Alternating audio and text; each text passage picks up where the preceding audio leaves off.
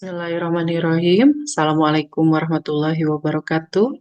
Perkenalkan, nama saya Ernawati Hamidah dengan NIDN 3415028301. Hamba saya yaitu sebagai dosen pengajar di program studi D3 Keperawatan Universitas Muhammadiyah Sukabumi. Eh, saya adalah sebagai pengajar keperawatan jiwa, di mana keperawatan jiwa itu mencakup salah satunya adalah gangguan psikososial. Nah, gangguan psikososial di sini ada beberapa yang dibahas. Yang pertama itu kecemasan, kedua kehilangan dan berduka, dan yang ketiga adalah gangguan konsep diri. Di sini saya akan memperlihatkan RPS terkait dengan gangguan psikososial tersebut yang hari ini saya akan menyampaikan materi tentang kecemasan.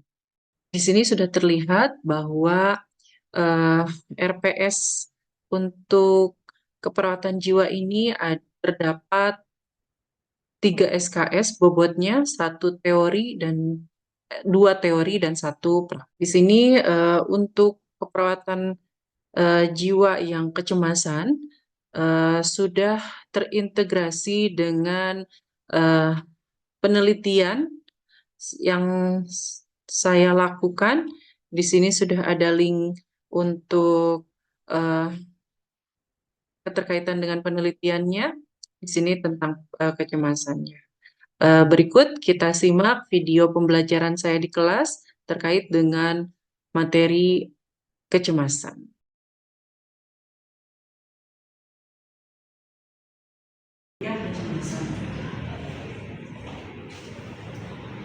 Kemudian tanda dan gejalanya apa? Nah, ini yang memang sering terjadi ya, adanya rasa cemas, ada khawatir ya, kemudian merasa ada firasat buruk, tapi ini jarang ya, karena firasat buruk mah hanya tertentu saja. Kemudian biasanya pasiennya merasa tegang, kemudian tidak tenang gitu ya, gelisah. Nah, itu yang sering terjadi, gelisah ya, mondar-mandir, dedai cicing, ngorek apapun yang ada di sekitarnya. Itu adalah, kemudian konsentrasi juga bisa saja terganggu ya. Selanjutnya tingkatan ansietas. Nah, ini yang harus kita ketahui, ada ringan, sedang, berat, dan sampai ke tingkat panik. Kalau panik itu udah tingkatan kecemasan sudah yang level tertinggi.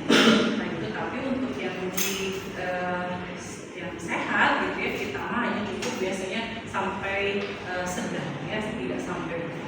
Kita lihat satu persatu. Yang ringan ini apa? Ringan ini dia biasanya masih terkontrol ya, dan dia bisa memotivasi dirinya sendiri untuk mau belajar, untuk mau menghasilkan sesuatu yang yang lebih kreatif. Itu adalah cemas ringan. Jadi kalau mau ujian misalnya gitu ya, cemas pasti kita baca gitu ya, atau kita berdoa. Nah, itu adalah cemas ringan ya. Jadi kita bisa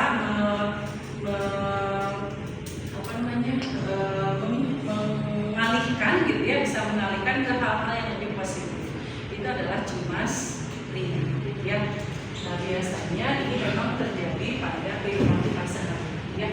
Kemudian ada cemas ringannya nanti bisa dibahas. Kemudian cemas sedang. Dan cemas sedang ini adalah biasanya si individu itu lebih memusatkan pada hal yang penting saja, dan dia mengesampingkan hal yang lain. Jadi kalau ujian, dia lupa makan, lupa beraktivitas yang lain, dia terus saja ngapal. Nah, itu adalah sedang ke tahap cemas apa? Sedang. Jadi dia mendahulukan gitu ya, hal-hal yang lebih pentingnya. Sekarang lebih penting mau ospek dibanding makan. Padahal sama-sama penting. Kalau kita terus ngapalkeun tapi nggak makan, mungkin juga oksigen kan kurang. Kalau otaknya suplainya untuk konsentrasi kan butuh oksigen juga. Nah, itu oksigen dan juga glukosa ya dari nutrisi. Nah, kalau misalnya dia mengesampingkan hal yang lain dan ikut Sedang. Iya. Cemas ringan atau cemas sedang? Sedang. Mudah-mudahan sedang saja ya, nggak sampai berat. Jawabnya. Sekarang kalau yang berat, ya, yang berat ini adalah biasanya dia cenderung memusatkan pada sesuatu yang terinci, spesifik, dan tidak dapat berpikir tentang hal lain. Jadi walaupun dia mau ujian, dia tidak bisa berpikir kumaha carana biar besok sukses ujian. Itu dia sampai ke situ. Jadi dia memikirkan diri sendiri kumaha yang besok ujian, tapi tidak memikirkan bagaimana saya bisa lulus, cara bisa lulus, tidak. Tapi dia fokusnya ke besok ujian. Ayo besok ujian, besok ujian. Tapi tidak ngamalkeun, tidak berusaha untuk bagaimana caranya untuk lulus. Ya, kuliah kan itu adalah bagian dari upaya yang melulusnya adalah kuliah rajin, gitu ya, kemudian mengikuti proses. Nah itu adalah bagian dari mekanisme coping kita terhadap sesuatu. Ya, kuliah sesuatu masalah, beban.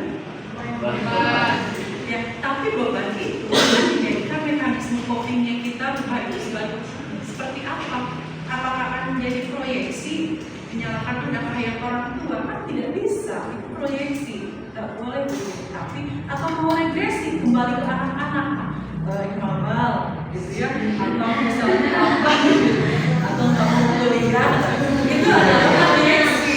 Ya, proyeksi itu adalah kita kembali ke masa lalu, nggak boleh. Ingat, itu mekanisme coping yang maladaptif atau tidak normal secara emosi kita, kemudian spirit kita ini adalah rendah, gitu ya. Nah sekarang sudah tahu, gitu ya, mekanisme coping yang baik itu seperti apa. Coba kita jalani, ya, jangan sampai regresi, ya, jangan sampai kita mengalami proyeksi. Itu adalah dari kecemasan berat. Ya, jadi paham ya, ringan, sedang, dan berat.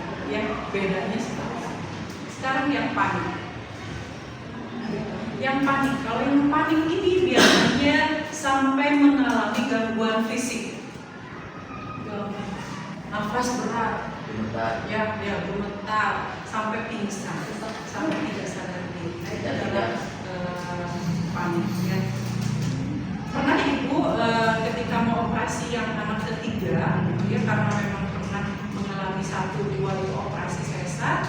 Nah yang anak ketiga ini memang udah tahu sakitnya bagaimana, gitu ya, pemulihannya bagaimana, sehingga pada saat di ruang operasi itu tiba-tiba naik karena biasanya itu pernah lebih dari 120 walaupun hamil, pasti 110, dan ini 140, 150 sampai dokter dia jadi mau operasi, jadi shock atau kalau jadi kamu sekarang turun tekanan darahnya, udah berarti ya tadi nggak doa kita apapun lagi. Segala teori tos dilaksanakan gitu, tapi alhamdulillah ya, dan kita yakin bahwa ini adalah proses. Seperti ini akan cemas, jadi itu akan menghindari pasiennya. Ya, kemudian yang ketiga adalah mengajarkan teknik nafas baru. Boleh ya, kalau di SDKI itu ada teknik manajemen stres, bisa dengan menggunakan teknik nafas dalam. Ya, bisa kan nafas dalam ya. Hanya akan dulu, kemudian hempaskan, tiup, hempaskan. Kemudian yang keempatnya adalah mengajarkan relaksasi otot dengan cara apa relaksasi otot? Pijit, apa lagi? Fleksi, ekstensi, ya, supinasi mungkin aja bisa ya. Apalagi sirkumtansi gitu segala macam, pokoknya atau rotasi ya gitu, itu bisa merilekskan otot-otot, atau bisa dengan kalau dulu tuh ada kayak apa ya, yoga gitu ya, itu bisa ya. Kemudian nah ini yang paling penting adalah kita melatih pasien untuk melakukan hipnotis 5 jari. Jadi hipnotis 5 jari ini boleh dengan bantuan ataupun bisa dilakukan sendiri.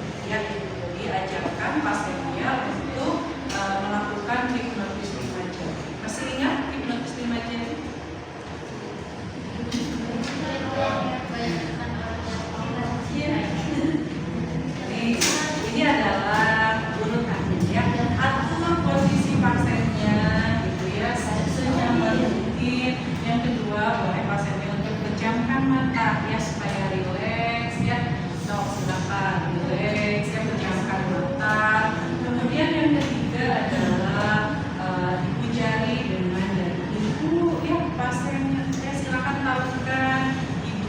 jari dengan jari telunjuk. Bayangkan ya bahwa kita mendapatkan barang-barang atau hadiah yang kita sukai. Oke, sudah. Kita tautkan jari tengah dengan ibu jari. Ya, bayangkan ya bahwa kita tadi yang sehat ya, yang sehat. Yang keduanya adalah bayangkan kita mendapatkan hadiah. Kemudian jari manis dengan jari ibu jari adalah kita membayangkan kita berada di tempat yang paling ya, atau yang kita rasakan di tempat yang paling terakhir. Jari kelingking dengan ibu jari kita bayangkan bahwa kita sedang mendapatkan sesuatu penghargaan ya dari orang-orang yang kita sayangi atau sebagainya. Ya, kemudian pastinya perangkat dalam kalau sudah selesai ya, kemudian memutuskan dan keluarga ya, itu urutan-urutan. Ya, nanti kita akan sampai ada sebelumnya ada mau yang ditanyakan? Tidak ada? Ya. Siapa yang menanya? Ada yang menanya? Tidak ada? Ada yang bertanya?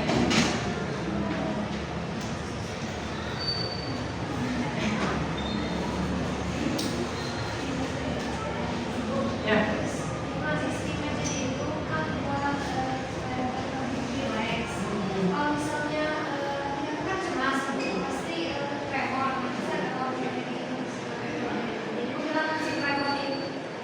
Tremor dari tangannya ya. Bisa nggak menghipnotisnya? Ada yang tahu? Ada yang tahu? Jadi karena hipnotisnya kegiatan. Tremornya oke, kita kenali dulu gejala tremor. Tremornya memang karena situasional atau karena memang dia sudah terjadi gangguan? Situasional di waktu-waktu tertentu saja, misalnya dalam keadaan kita cemas, rumah kita mengajari itu pasien kalau kita belum mengendalikan diri kita. Jadi kendalikan dulu diri kita, baru kita bangun pasien. Jadi kendalikan dulu rasa cemas kita, rasa tremor kita, yakinkan bahwa kita ini akan mengajarkan kepada pasien kita, baru kita boleh. Kalau kita sudah bisa mengendalikan diri, baru kita boleh mengendalikan orang lain. Jadi kalau belum bisa mengendalikan orang lain, jangan sampai nanti itu akan kena ya. Jadi kendalikan dulu kita, olah dulu emosi kita, baru kita bisa membantu orang lain. Paham ya? Jadi nanti pun kalau ke rumah sakit jiwa atau ke tempat rehabilitasi, itu dulu kelola dulu emosi kita, kelola dulu stres kita, gitu ya, sehingga nanti kita bisa akan mengajarkan manajemen stres orang. Seperti itu. Ya. Oke, nanti kita akan praktek hipnotis di jari di lain kesempatan. Terima kasih untuk pertanyaan dan pertemuan kita hari ini. Tidak ada yang didiskusikan lagi. Ucapkan terima kasih. Wassalamualaikum warahmatullahi wabarakatuh. Demikian video pembelajaran tentang kecemasan dari saya. Semoga bermanfaat. Terima kasih. Wassalamualaikum warahmatullahi wabarakatuh.